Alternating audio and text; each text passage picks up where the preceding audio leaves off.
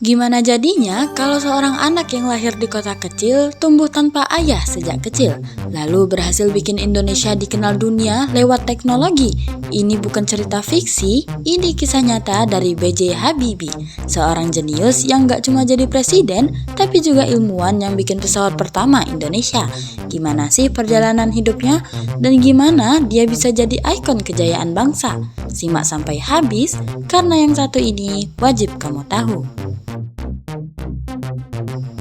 Bacharuddin Jusuf Habibie, atau yang kita kenal sebagai B.J. Habibie, lahir di Parepare, Sulawesi Selatan pada 25 Juni 1936. Sejak kecil, Habibie dikenal sebagai anak yang tekun, disiplin, dan punya rasa ingin tahu yang luar biasa. Saking pintarnya, teman-temannya bahkan sering manggil dia Profesor Kecil. Tapi hidupnya nggak selalu mulus. Saat Habibie berusia 14 tahun, ayahnya meninggal dunia akibat serangan jantung. Kepergian sang ayah jadi pukulan berat buat keluarganya. Ibunya R.A. Marini Puspawardojo harus berjuang sendirian menghidupi anak-anaknya. Tapi justru dari sini, Habibie belajar tentang kerja keras dan pantang menyerah. Dari kecil, Habibie memang suka banget sama sains dan teknologi. Dia sering baca buku teknik, eksperimen sendiri, bahkan senang menganalisis cara kerja benda di sekitarnya. Salah satu hobinya waktu kecil adalah mengamati pesawat terbang. Makanya sejak remaja, dia udah bercita-cita pengen bikin pesawat sendiri. Setelah lulus SMP, Habibie pindah ke Bandung dan masuk SMA Kadago, salah satu sekolah terbaik saat itu. Di sana, kecerdasannya makin terlihat. Dia nggak cuma unggul di pelajaran eksakta, tapi juga dikenal sebagai siswa yang disiplin dan punya daya juang tinggi. Gak heran setelah lulus SMA, dia diterima di Institut Teknologi Bandung atau ITB. Tapi nggak lama setelah kuliah di ITB, Habibie dapat kesempatan emas, beasiswa dari pemerintah Indonesia buat kuliah di Jerman. Tanpa ragu, dia berangkat ke Jerman dan masuk ke RWTH Aachen, salah satu universitas teknik terbaik di dunia. Disinilah perjalanan besar Habibie di dunia teknologi dimulai. Jerman bukan tempat yang mudah buat Habibie. Bayangin aja, dia harus hidup jauh dari keluarga, di negara yang bahasanya beda, dan biaya hidupnya juga mahal. Tapi dia nggak mau nyerah, dia sadar kalau mau sukses, dia harus kerja lebih keras dari orang lain. Saat di RWTH Aachen, Habibie nggak cuma sekedar kuliah, dia sering menghabiskan waktu di laboratorium, melakukan penelitian, dan bahkan bekerja paruh waktu buat mencukupi kebutuhannya. Tidurnya sedikit, belajarnya banyak. Saking rajinnya, dia bisa menyelesaikan kuliahnya lebih cepat dari waktu normal. Tapi perjalanan Habibie nggak berhenti di situ. Setelah lulus, dia langsung ditawari pekerjaan di salah satu perusahaan pesawat terbesar di Jerman, Messerschmitt-Bölkow-Blohm. Ini perusahaan yang mengembangkan teknologi pesawat canggih. Di sini, Habibie nggak cuma jadi karyawan biasa, tapi dia langsung terlibat dalam riset penting. Salah satu temuannya yang paling terkenal adalah teori crash progression. Nah, teori ini penting banget di dunia penerbangan karena bisa bikin struktur pesawat lebih ringan tapi tetap kuat. Dengan teori ini, pesawat bisa lebih hemat bahan bakar dan lebih aman. Sampai sekarang, teori ini masih digunakan di banyak pesawat modern. Namanya mulai dikenal di dunia internasional. Orang-orang di industri penerbangan mulai melihat Habibie sebagai salah satu ilmuwan paling jenius di bidangnya. Tapi meskipun udah sukses di Jerman, dia nggak pernah lupa sama Indonesia. Dia punya mimpi suatu hari nanti dia bakal pulang dan membangun industri penerbangan di tanah air. Di Jerman, Habibie udah sukses besar. Karirnya di industri pesawat terbang makin cemerlang. Dia bahkan jadi wakil presiden MBB, posisi yang sangat prestisius. Tapi di puncak kesuksesannya, dia justru mengambil keputusan besar pulang ke Indonesia. Kenapa? Waktu itu, Indonesia masih bergantung sama teknologi luar negeri. Habibie nggak mau negaranya terus-terusan ketinggalan, makanya di tahun 1974, dia kembali ke Indonesia atas permintaan Presiden Soeharto. Misinya membangun industri dirgantara Indonesia dari nol. Bersama pemerintah, Habibie mendirikan industri pesawat terbang Nusantara atau IPTN, yang sekarang kita kenal sebagai PT Dirgantara Indonesia.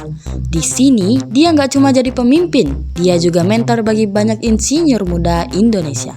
Tapi yang paling keren, di bawah kepemimpinan Habibie, Indonesia akhirnya bisa bikin pesawat sendiri. Tahun 1995, pesawat N250 Gatot-Kaca berhasil terbang perdana. Ini bukan pesawat sembarangan, pesawat ini didesain sendiri oleh anak bangsa dan punya teknologi yang setara dengan pesawat buatan Eropa dan Amerika. Bisa dibilang, ini adalah momen emas industri penerbangan Indonesia. Habibie berhasil membuktikan bahwa bangsa kita punya kemampuan buat bersaing di dunia teknologi tinggi.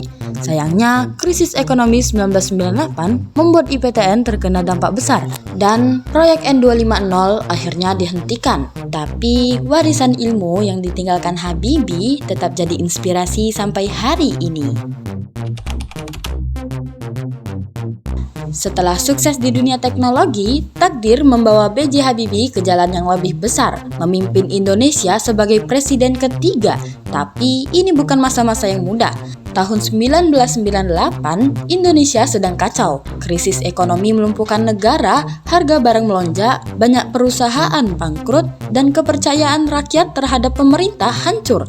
Di tengah situasi ini, Presiden Soeharto mengundurkan diri dan Habibie yang saat itu menjabat sebagai wakil presiden harus mengambil alih kepemimpinan. Hanya dalam waktu 1 tahun 5 bulan, Habibie membuat banyak perubahan besar. Salah satu yang paling penting adalah membawa Indonesia ke era demokrasi.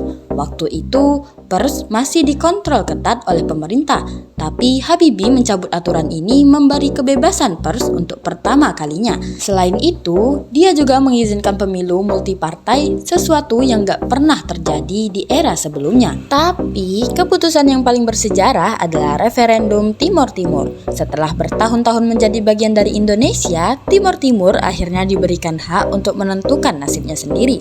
Keputusan ini kontroversial, tapi Habibie percaya bahwa kebebasan adalah bagian dari demokrasi sejati. Setelah masa jabatannya berakhir, Habibie kembali ke kehidupan pribadinya. Tapi warisannya nggak berhenti.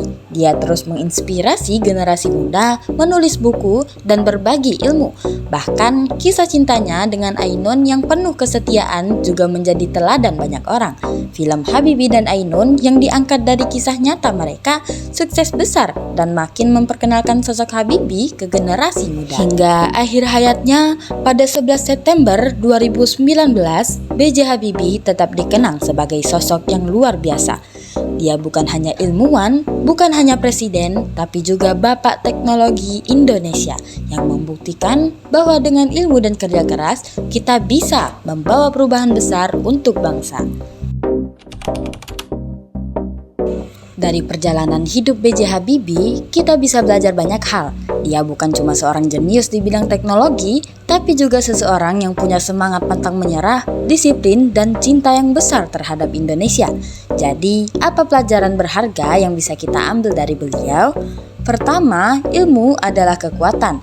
Habibie selalu percaya bahwa kemajuan bangsa ditentukan oleh ilmu pengetahuan dan teknologi. Makanya, dia menghabiskan hidupnya untuk belajar dan berbagi ilmu.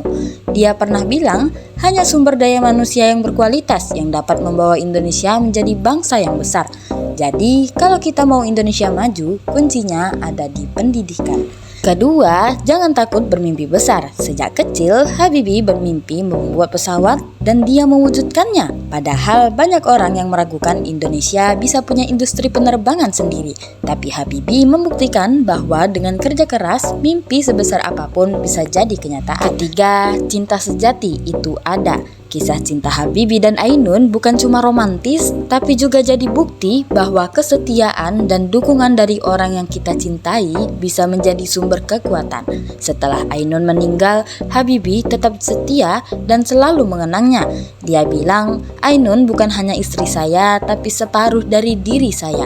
Dari sini kita belajar bahwa cinta sejati itu bukan tentang sekedar bersama, tapi juga tentang saling mendukung dalam keadaan apapun. Keempat, jangan pernah lupa dari mana kita berasal. Habibie bisa saja tetap di Jerman dan hidup nyaman di sana, tapi dia memilih pulang dan membangun bangsanya. Dia ingin Indonesia mandiri dan tidak harus bergantung pada negara lain. Dari sini kita belajar bahwa seberhasil apapun kita nanti, kita tetap punya tanggung jawab buat berkontribusi pada bangsa dan masyarakat. Sampai sekarang, jejak dan inspirasi B.J. Habibie tetap hidup.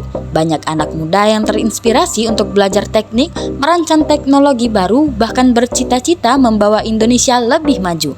Jadi, sekarang pertanyaannya, kalau Habibie bisa membawa perubahan besar untuk Indonesia, apa yang bisa kita lakukan untuk masa depan bangsa?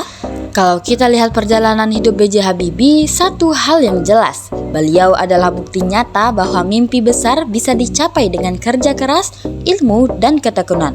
Dari seorang anak yang suka membaca buku di Parepare hingga menjadi ilmuwan kelas dunia, lalu akhirnya memimpin Indonesia di masa sulit. Kalau kamu merasa video ini bermanfaat, jangan lupa like biar makin banyak yang tahu tentang kisah inspiratif ini. Komen di bawah siapa tokoh hebat Indonesia lainnya yang menurut kamu wajib dibahas selanjutnya. Dan yang paling penting, share video ini ke teman-teman kamu karena bisa jadi ada seseorang di luar sana yang butuh motivasi buat terus berjuang. Sampai jumpa di video selanjutnya. Terima kasih.